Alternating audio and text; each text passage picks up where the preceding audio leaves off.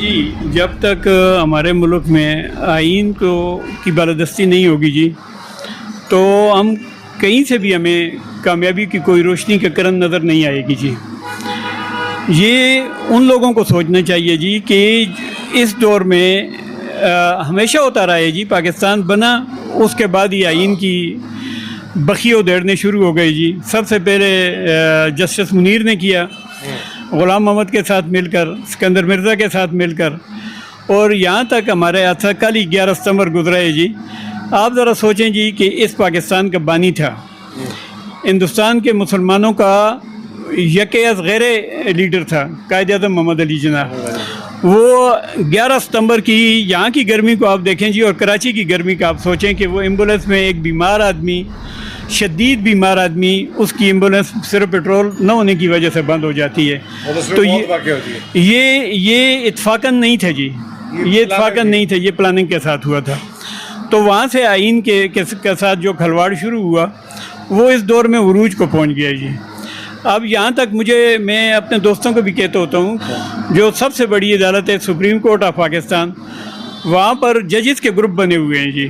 اچھا. اور آپ سوچ بھی نہیں سکتے جی کہ کبھی ایسا ہوا ہے. ابھی ایک گروپ کے پاس اگر ایک کیس جاتا ہے کسی سیاسی لیڈر کا یا کوئی بھی, تو آپ کو علم ہو جاتا ہے جی کہ اس کا فیصلہ کیا ہوگا. تو وہاں سے ہماری خرابی شروع ہوئی جی. اور پھر ان لوگوں نے جن کا کام آئین کے تابع ہو کر رہنا تھا, وہ لوگ آئین کا انہوں نے بخیو دیڑ دیا جی, شیرازہ بکھیر دیا جی. لوگ نام لیں یا نہ لیں جی, سب کو پتہ ہے جی کہ وہ کون ہے جی, کون اس کے ساتھ کھلواڑ کر رہے ہیں. ابھی جو الیکشن ہوئے ہیں جی, میں ابھی اس طرح ایک غیر سیاسی حیثیت سے بات کرتا ہوں. جو الیکشن ہوئے ہیں جی, جو جیتا ہے جی آپ اس کو چھوڑیں جی, وہ جیت گیا ہے. ہاں غلط ہے تو اگلی دفعہ اس کو ریجیکٹ کر لیں گے, عوام کریں گے اپنے. لیکن آپ نے جو کچھ یہاں پر جو ڈرامے چل رہے ہیں جی, یہ تباہی کی بنیاد ہماری اب بہت گہری ہوتی جا رہی ہے جی. 1971 میں تو کوئی کہتا تھا کہ یہ انڈیا کی سازش ہے, یہ فلاں کی سازش ہے, یہ اس کی سازش ہے. اب کس کی سازش ہے جی؟ اب تو ہمارے ساتھ ہم سے وہ 1000 یا 2000 میل دور تو نہیں ہے نا.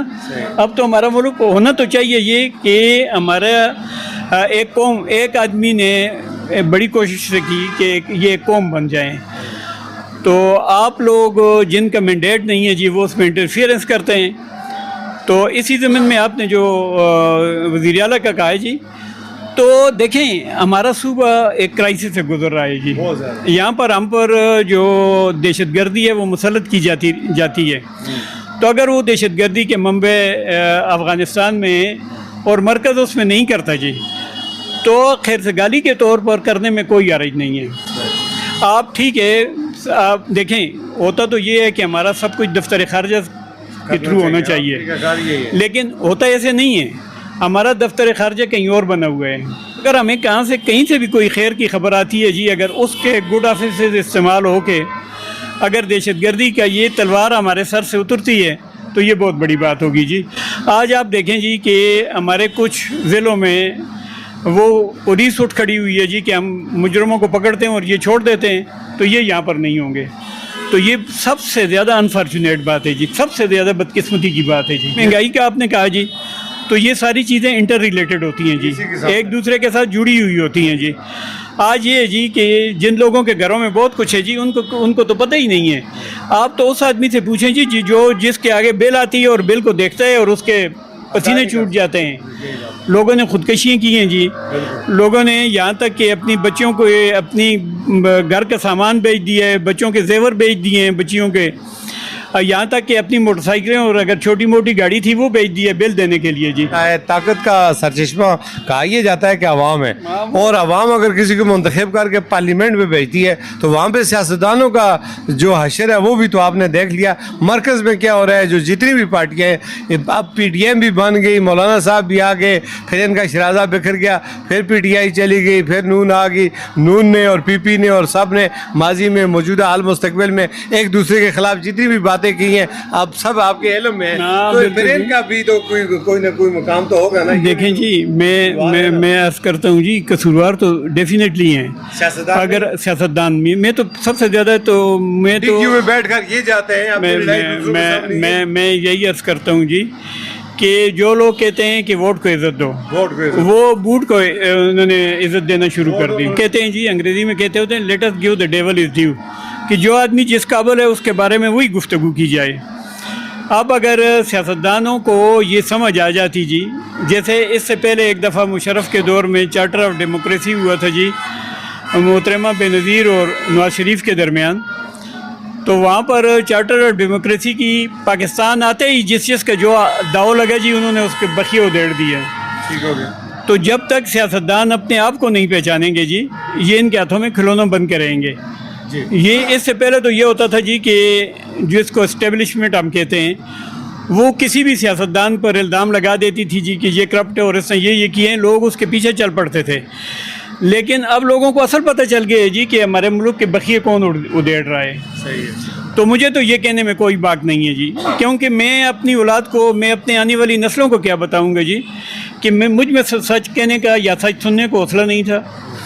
تو میں ان لوگوں کو بڑی دردمندی کے ساتھ میں ان سے گزارش کرتا ہوں جی کہ آپ اپنے اپنے مقام پر چلے جائیں، اپنے اپنے دائرے کے اندر کام کریں اور آپ جواب دیں ہیں عوام کے آگے جواب دیں جی. سب سے بڑی بات یہ جی کہ اللہ سبحانہ و تعالیٰ کے آگے آپ جواب دیں. آیا آپ نے جو حلف اٹھایا آپ اس کی پاسداری کر رہے ہیں؟ کیا اسمبلی میں اس طرح کی باتیں ہوتی ہیں؟ یہ کسی سب ایک جگہ. دوسرے کی تعریفیں کرتے ہیں وہاں پہ. میں سر یہی گزارش کر رہا ہوں جی مرزا گلزار صاحب کہ یہاں پر تو صورتحال یہ ہے جی کہ ہم نے اپنی ذاتی مفاد کے لیے، اپنی ذاتی انا کے لیے ہم نے آئین کا گلا گونٹ دیا، ہم نے آئین کے بخیے ادھیڑ دیے، ہم نے آئین کو پاؤں کے نیچے رون دیا. جس طرح شاید آپ کو یاد ہوگا ضیاء الحق نے کہا تھا کہ یہ 2 صفوں کے ایک ٹریش ہے، ٹریش یعنی کہ گندگی کا ایک ٹکڑا ہے، اس کو میں پھاڑ کے پھینک دیتا ہوں. اور یہ بہت بڑی بات تھی جی، لیکن لوگوں میں اس وقت شعور نہیں تھا. اب نوجوان نسل میں شعور آ گیا ہے. اور یہ شعور دیا کس نے؟ یہ شعور جس نے دیا ہے جی وہ آج کل جیل کی سلاخوں کے پیچھے ہے.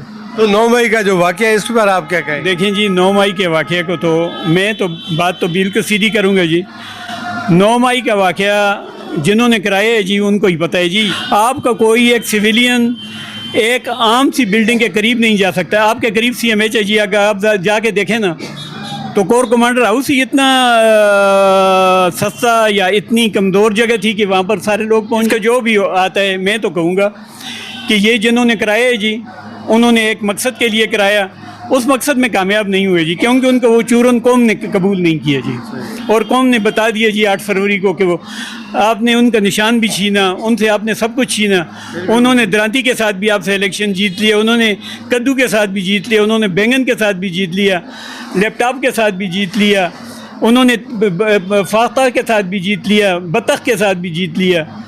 تو بات یہ ہے جی کہ آپ لوگوں کو اب شعور آ گیا ہے جی، اور یہ شعور کو مارنا چاہ رہے ہیں. لیکن یہ میں آپ کو ایک بات بتا دوں جی، یہ آخری صدی ہے جی. یہ دنیا میں سے تو آج تو 2 3 4 سال پہلے یہ سب کچھ ختم ہو گیا ہے. ہم لوگ ابھی آخری جنگ لڑ رہے ہیں جی. تو میں ان سے گزارش کروں گا، دیکھیں جی فوج بھی ہماری فوج ہے جی، میں فوج کے خلاف قطعاً نہیں ہوں جی، فوج بھی ہماری فوج ہے. لیکن آپ ذرا یہ سوچیں گی جی کہ کچھ لوگوں کی وجہ سے یہ جو نفرتوں کے خلیج وسیع ہو رہی ہے، یہ پارٹی نہیں جائے گی جی. بہت بڑا نقصان، بہت بڑا نقصان ہے. کیا یہ حکومت جو ہے مدت اپنی پوری کر سکے گی؟ نہیں جی. میں اس میں تو کیونکہ یہ حکومت دیکھیں جی وہ جو شاخ نازک پہ آشیانہ بنے گا وہ ناپائیدار ہوگا. آپ لوگوں کو میں تو حیران ہوں جی کہ جو لوگوں کو پتہ ہے جی کہ ہمارے ہوئے ہیں، اور آپ ان کا جاوید لطیف آج کل ٹی وی پر سامنے کہتا ہوتا ہے جی، یا جاوید لطیف یا وہ دوسرا کیا نام ہے جی، یہ آپ جیتے ہیں الیکشن وہ کانوں کے ہاتھ لگاتے ہیں جی. جاوید لطیف کہتا ہے جی کہ اور بے شرمی کی کیا بات ہوگی جی کہ ہمارے ہوئے لوگ اسمبلیوں میں بیٹھے ہیں.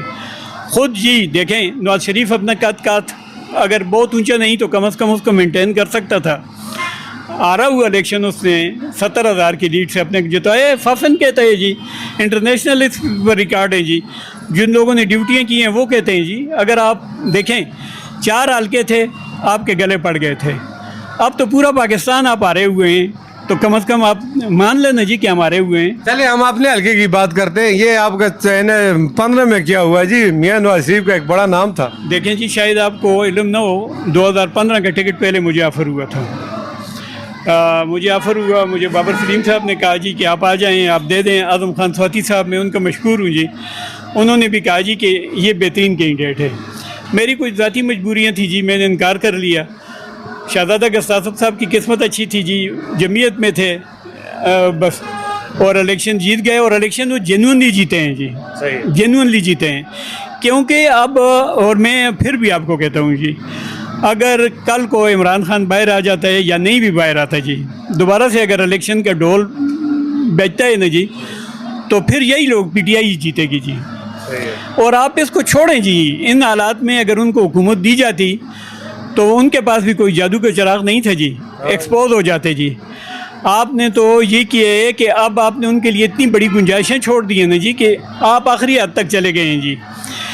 कितने लोग ऐसे हैं जी, देखें पहले हमारे फ़र्ज़ करें अगर हमारे 2 करोड़ लोग ख़त गुर्बत से नीचे थे, तो आज आपके 20 करोड़ लोग उससे नीचे हैं जी। ये हमारे ये जो पुराने कपड़े हम पहन के आते हैं जी, अब तो हमारे पास कोई गुंजाइश ही नहीं बचती जी। तो जो उस आदमी का आप ज़रा सोचें जी, जो दिन को 400 या 500 रुपये कमाता है जी, वो अपनी फैमिली को क्या करेगा जी।